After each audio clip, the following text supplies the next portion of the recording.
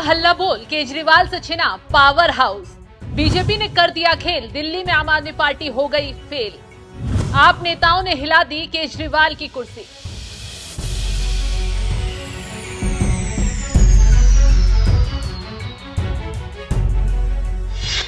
नमस्कार, आप देख रहे हैं एनएमएफ न्यूज। मैं आपके साथ शबनम। कहते हैं झूठ की बुनियाद पर रखी गई दीवार बहुत जल्दी गिरती है और जब गिरती है सब कुछ तबाह कर देती है। आम आदमी पार्टी की ये दीवार तेजी से गिर रही है और आप नेता पार्टी को छोड़कर ही भाग रहे हैं।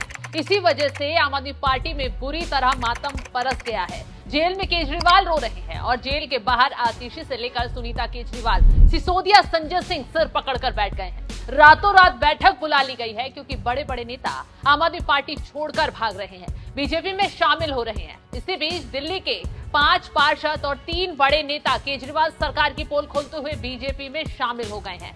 पार्षदों का जाना तो आम आदमी पार्टी के लिए झटका ही था, लेकिन उससे बुरी खबर तो आम आदमी पार्टी के हाथों से उसका पावर हाउस छीनना है।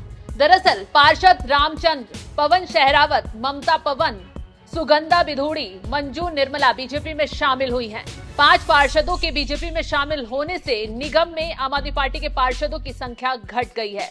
अब नगर निगम में बीजेपी के 112 पार्षद हो गए हैं, जबकि आम आदमी पार्टी के पास 127 पार्षद बचे हैं।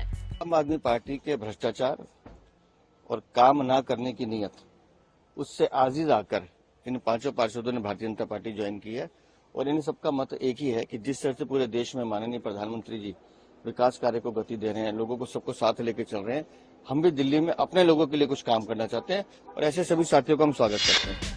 सिर्फ 5 पार्षद ही नहीं बल्कि आपके 3 सक्रिय नेता सचिन बिधूड़ी, राज निर्मल और पवन कुमार भी बीजेपी में शामिल हुए हैं। अब समझिए कैसे बर्बाद हुई आम आदमी पार्टी। दरअसल पार्षदों के बीजेपी में जाने से वार्ड समिति के सदस्यों के चुनाव पर बड़ा असर पड़ेगा। निगम की सबसे ताकतवर संवैधानिक निकाय स्थायी समिति के गठन को लेकर चेयरमैन और डिप्टी चेयरमैन पद के लिए चुनाव पर भी असर पड़ेगा। स्टैंडिंग कमेटी को एमसीडी का पावर हाउस भी कहा जाता है। सबसे बड़ी बात तो ये है कि वित्तीय मामलों से जुड़े फैसले लेने का अधिकार स्टैंडिंग कमेटी के पास होता है।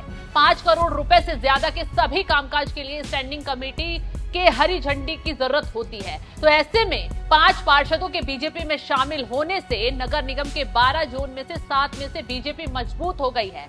यानी कि पावर हाउस जो है वो किसके हाथ में है? बीजेपी के हाथ में। अब स्टैंडिंग कमेटी का चुनाव होगा तो बीजेपी की जीत लगभग पक्की मानी जा रही है, क्योंकि बीजेपी बहुमत से ऊपर पहुंच गई है। इससे पहले बीजेपी सिर्फ 5 जोन में मजबूत थी, मध्य जोन और नरेला जोन। बीजेपी के सदस्य सबसे ज्यादा हैं।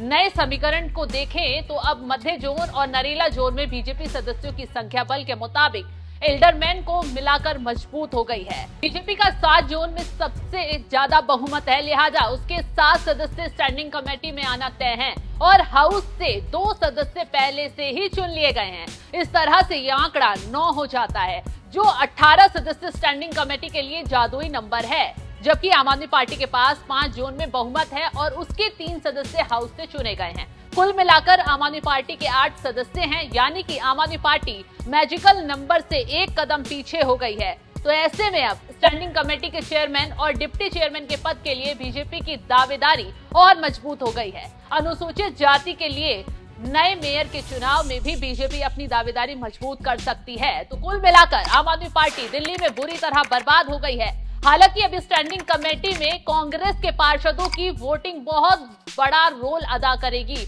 तो चलिए ये भी बताते हैं क्या होती है स्टैंडिंग कमेटी। स्टैंडिंग कमेटी को ही स्थायी समिति कहा जाता है और वो काफी पावरफुल होती है। स्टैंडिंग कमेटी दिल्ली नगर निगम की सबसे बड़ी ताकतवर कमेटी है। दिल्ली नगर निगम में मेयर और डिप्टी मेयर के पास फैसले लेने की शक्तियां काफी कम हैं। उसकी वजह है लगभग सभी किस्म के आर्थिक और प्रशासनिक फैसले 18 सदस्यों वाली स्टैंडिंग कमेटी लेती है। स्टैंडिंग कमेटी की मंजूरी के बाद फैसले को मेयर के पास भेजा जाता है। तो दूसरी तरफ दिल्ली में विधानसभा चुनाव भी करीब हैं, तो ऐसे में पार्षदों का आप छोड़कर भागना, पार्टी का काम न करने का आरोप लगाना केजरीवाल के लिए चुनावों में घातक होने वाला है। कहा तो ये भी जा रहा है कि अभी और भी पार्षद आपका साथ छोड़ सकते हैं, क्योंकि तमाम लोग पार्टी के घोटाले से नाराज चल रहे हैं और यही वजह है कि इससे पहले आपके मंत्री ने केजरीवाल का साथ छोड़ा और अब पार्षद के साथ साथ 3 बड़े नेता भी बीजेपी में शामिल हो गए हैं। फिलहाल इस खबर पर आपकी राय क्या, हमें कमेंट कर जरूर बताएं।